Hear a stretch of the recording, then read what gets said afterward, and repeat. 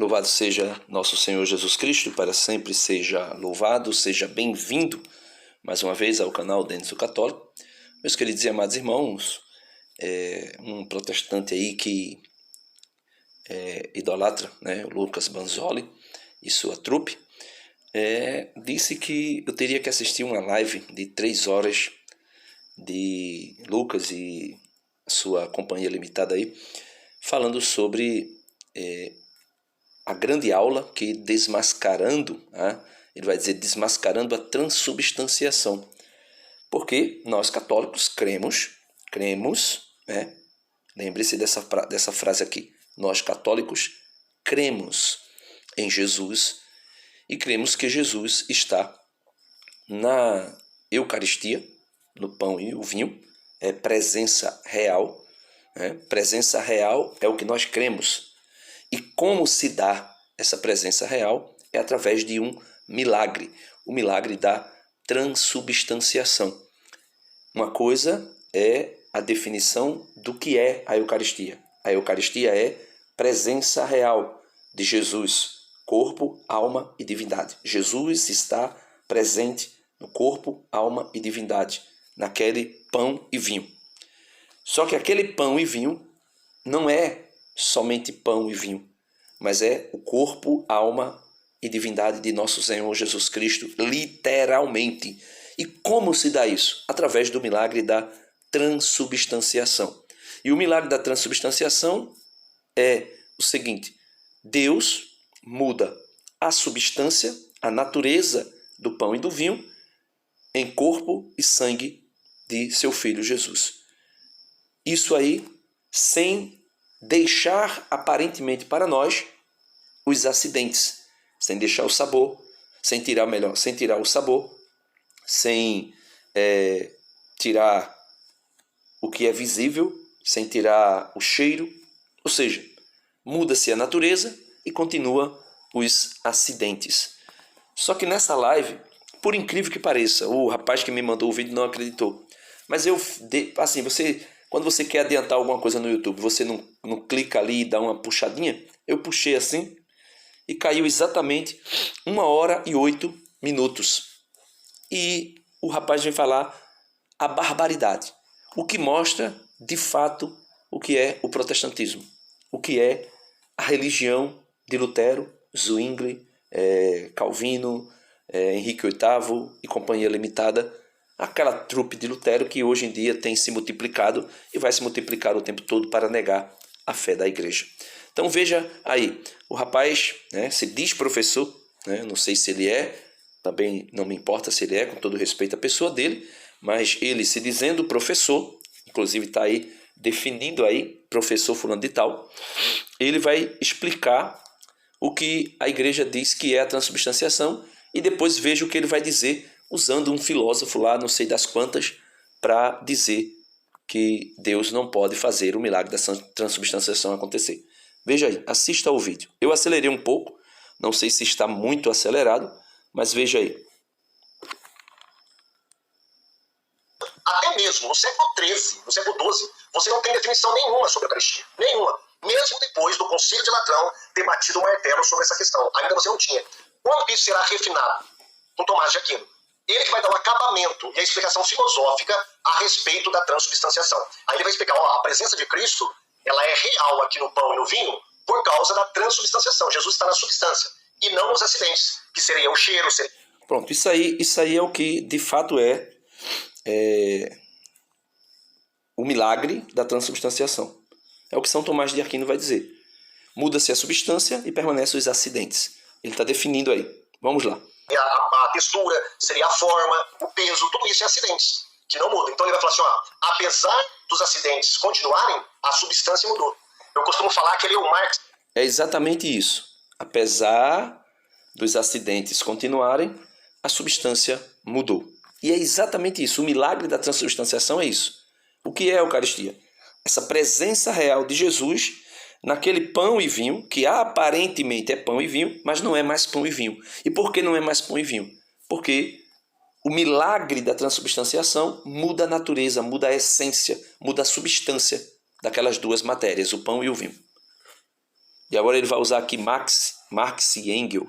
Marx não, sei lá, vamos ver aí. Vamos só besterol, como diz o Conde. O Marx da escolástica. Né? O que Marx fez com a teoria de Hegel?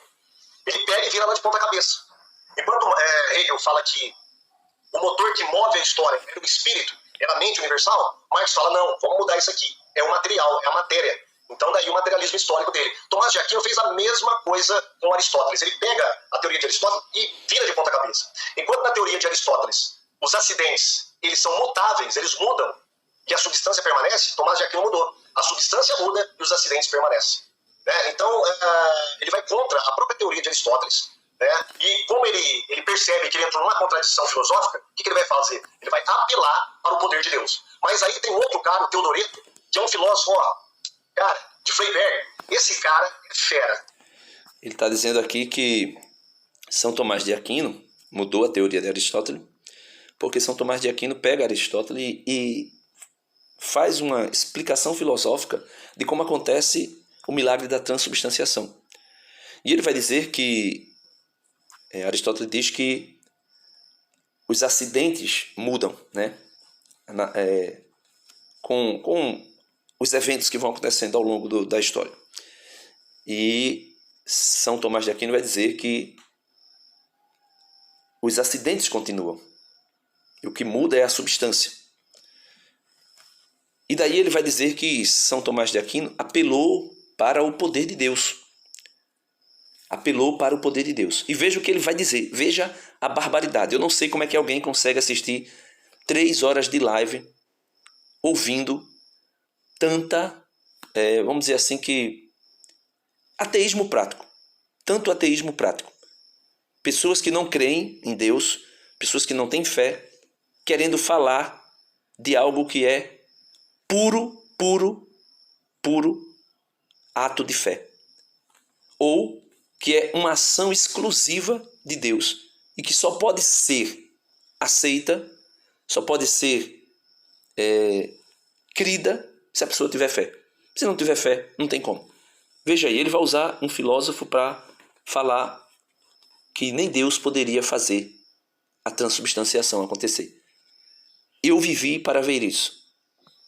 Um ateu prático travestido de cristão. Veja.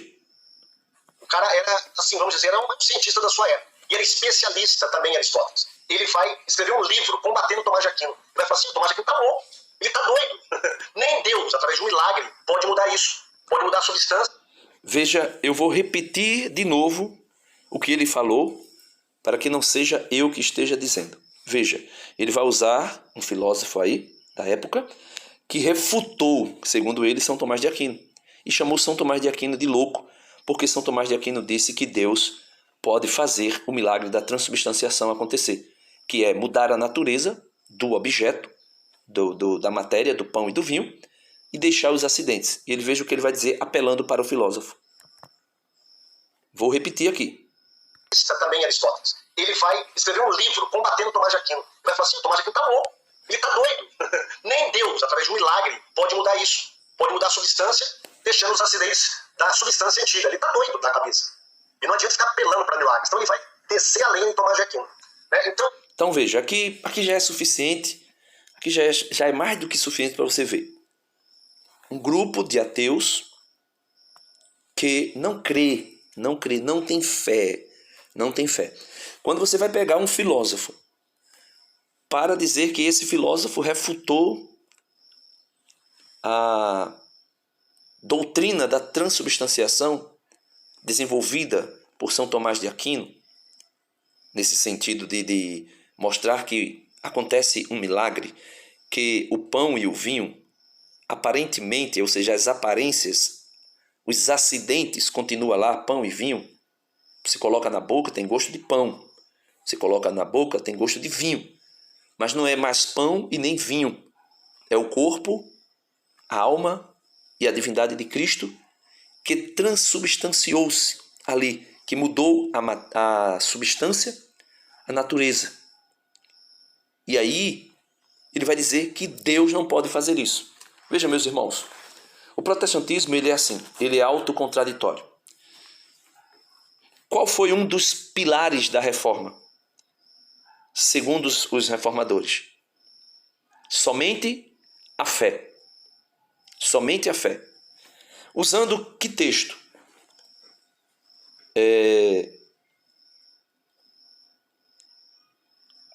São Paulo cita na carta aos Romanos, capítulo 1, verso 17, o seguinte: porque nele a justiça. Veja, porque nele, porque em Deus, porque em Jesus, porque nele a justiça de Deus se revela da fé para a fé. Conforme está escrito, o justo viverá da fé. Isso São Paulo tira de Hebreus, ou melhor, Abacuque 2,4. Abacuque 2,4 vai dizer o seguinte: eis, inflado de orgulho, aquele cuja alma não é reta, mas o justo viverá por sua fé. Então, estes homens aí, desta live, inflados de orgulho, principalmente o tal do Lucas Banzoli, que ele vai dizer que todo mundo fugiu do combate com ele, do debate. Mas será que as pessoas estão fugindo do debate? Ou será que as pessoas estão percebendo que não adianta falar com ateu? Que não adianta falar com quem não tem fé? Porque veja, eis que eles, Abacuque, capítulo 2, versículo 4. Eis que eles, inflados de orgulho, veja, eis que inflado de orgulho, aquele cuja alma não é reta, mas o justo viverá por sua fé. Eis que, inflado de orgulho, aquele cuja alma não é reta. O que a alma não é reta, aquele que não tem a retidão da fé, ele incha de orgulho. Mas o justo viverá da fé. Diz São Paulo, citando Abacuque.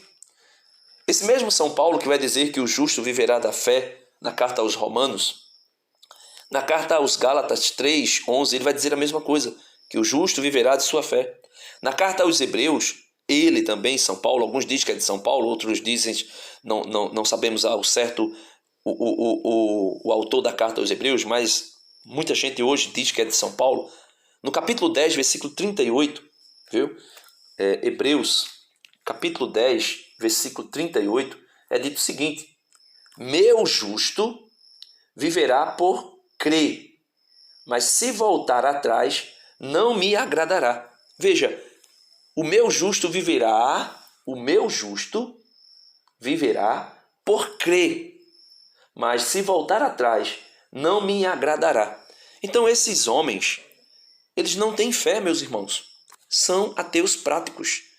Ele acaba de usar aqui um filósofo que diz que São Tomás de Aquino apelou para o milagre, apelou para o poder de Deus. E ele diz abertamente que nem Deus pode fazer o milagre. Eu vou colocar de novo para você ver. Veja aí. Substância, deixando os acidentes da substância antiga. Ele está doido da cabeça. São Tomás está doido. Para milagres. Então ele vai descer a lenha em Tomás de Aquino. Ele está apelando por milagre. Então ele vai descer a lenha em São Tomás de Aquino, porque São Tomás de Aquino está apelando por milagre. Doido estão esses homens aqui. Esses homens aqui estão loucos. Por quê? Por que estão loucos? Porque a sabedoria deles é a sabedoria do mundo. E a sabedoria do mundo para Deus é loucura. E a sabedoria de Deus para estes homens aqui é loucura. Veja, vou voltar de novo para você assistir o que esse homem diz a respeito do poder de Deus. Isso também é Aristóteles. Ele vai escrever um livro combatendo Tomás de Aquino. Ele vai falar assim: Tomás de Aquino está louco. Ele está doido. Nem Deus, através de um milagre, pode mudar isso. Pode mudar a substância, deixando os acidentes da substância antiga. Ele está doido da cabeça. E não adianta ficar apelando. Vamos ver isso de novo. Vamos ouvir isso de novo para você não dizer que foi eu que falei. Ele está doido. Nem Deus, através de um milagre, pode mudar isso. Pode mudar a substância, deixando os acidentes da substância antiga. Ele está doido da cabeça. E não adianta ficar apelando para milagres. Então ele vai descer a lenha em Tomás de Aquino. Então ele diz que não adianta ficar apelando para milagres. Vamos ver aqui, meus irmãos, somente para concluir esse vídeo, que eu não quero alongar, mas vamos lá. Vamos ver aqui. Carta aos Hebreus, capítulo 11, versículo 1. Vai dizer o seguinte: para os irmãos ateus aí. Versículo 1 da carta aos Hebreus, capítulo 11. O que é fé? Fé é a consistência do que se espera, a prova do que não se vê. Na transubstanciação, existe algo que não se vê. A presença real de Jesus na substância do pão e do vinho que foi transubstanciada, que foi mudada. Ou seja, o corpo, sangue, alma e divindade de Cristo está lá na substância. Só que quando nós olhamos com os olhos, veja, quando nós olhamos com os olhos que estão no nosso rosto, os olhos físicos, nós vemos apenas os acidentes, pão e vinho. Só que a fé é a consistência do que se espera, a prova do que não se vê. Aí vai dizer que, versículo 2, por ela os antigos receberam a aprovação de Deus. Você só pode ser aprovado por Deus se você crer em Deus. Se você apelar para o milagre, apele para o milagre. Apele para o milagre, né?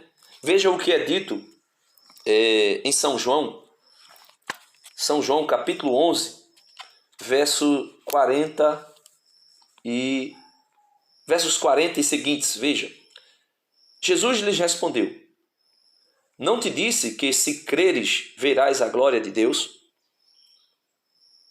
Veja, Jesus lhe respondeu, dizendo a quem? Dizendo a Marta, dizendo a Maria. Porque, veja, Jesus chega diante do túmulo de Lázaro. Marta e Maria vão dizer: Senhor, se o Senhor estivesse aqui, meu irmão não teria morrido. Jesus disse: tu crê que ele ressuscitará? Aí ela vai dizer: eu creio que ele ressuscitará no último dia. E Jesus vai dizer para ela: eu sou a ressurreição e a vida. Eu sou a ressurreição e a vida. Quem crê em mim, ainda que esteja morto, viverá. E quem crê em mim, que esteja vivo, não morrerá jamais. Aí Jesus pergunta para ela: tu crês nisso? Jesus, estremecendo de... Veja, versículo 38. João 11, 38. Jesus, estremecendo de novo, foi ao sepulcro. Era uma cova com uma pedra na frente. Jesus diz: retirai a pedra.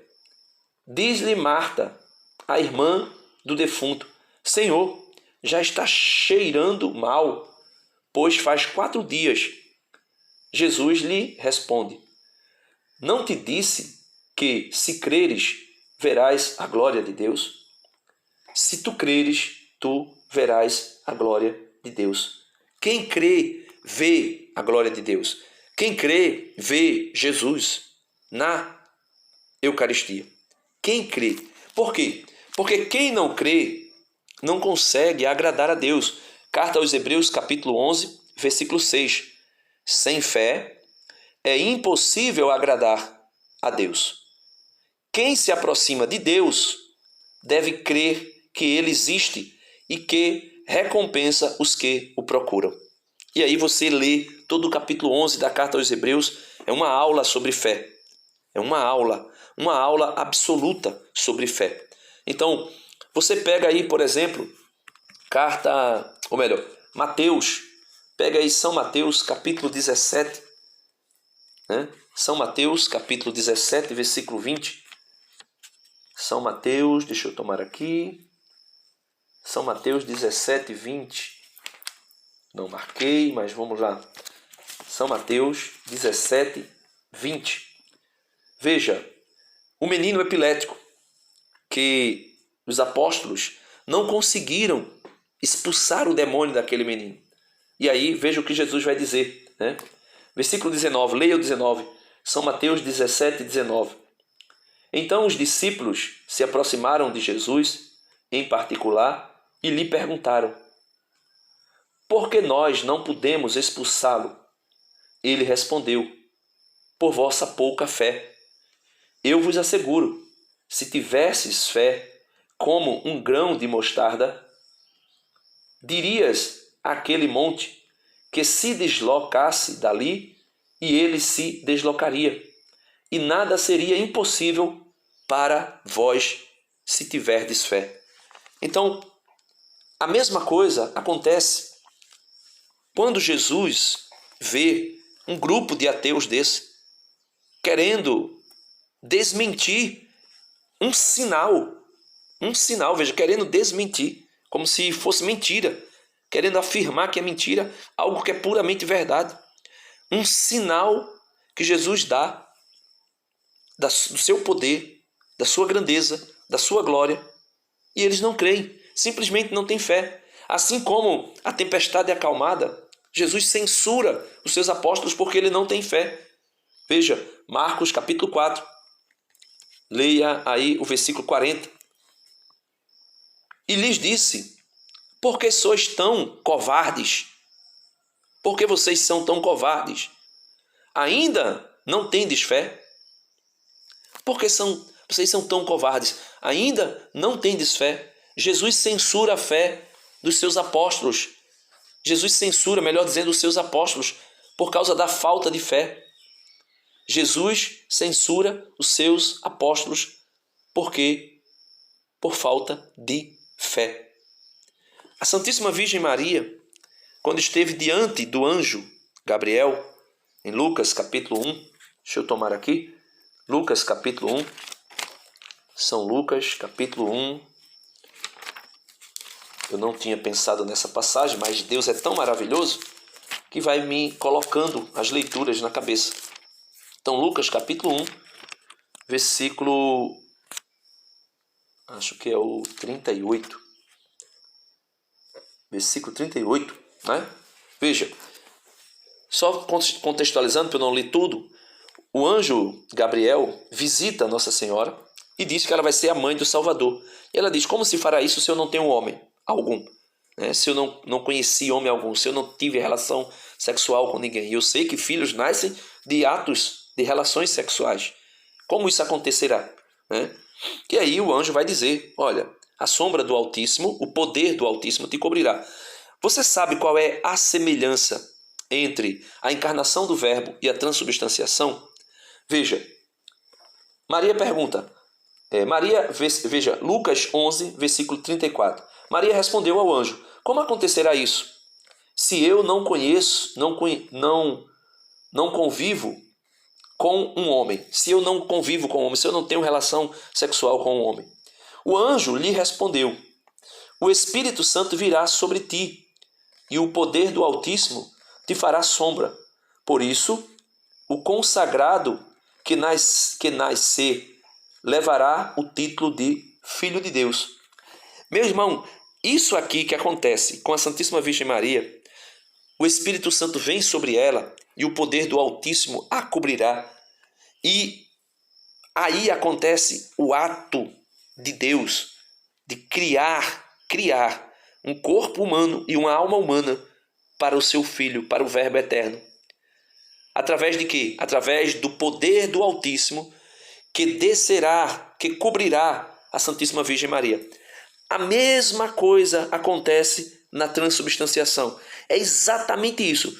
O que aconteceu na encarnação do Verbo é o que acontece na transubstanciação. Veja, na chamada epiclese. Epiclese. O que é a epiclese?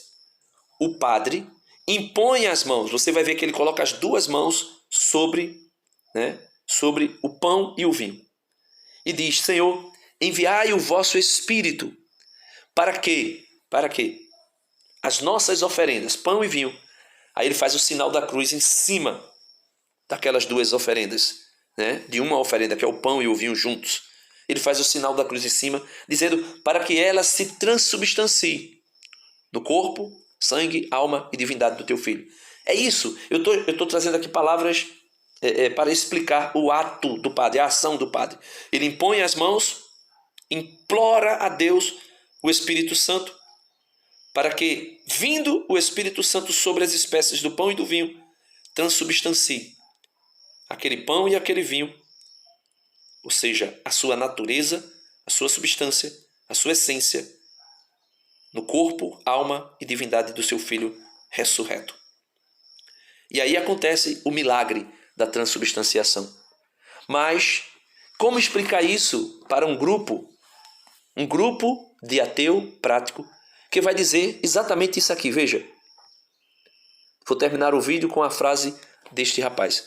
Como explicar milagre para quem não crê em milagre?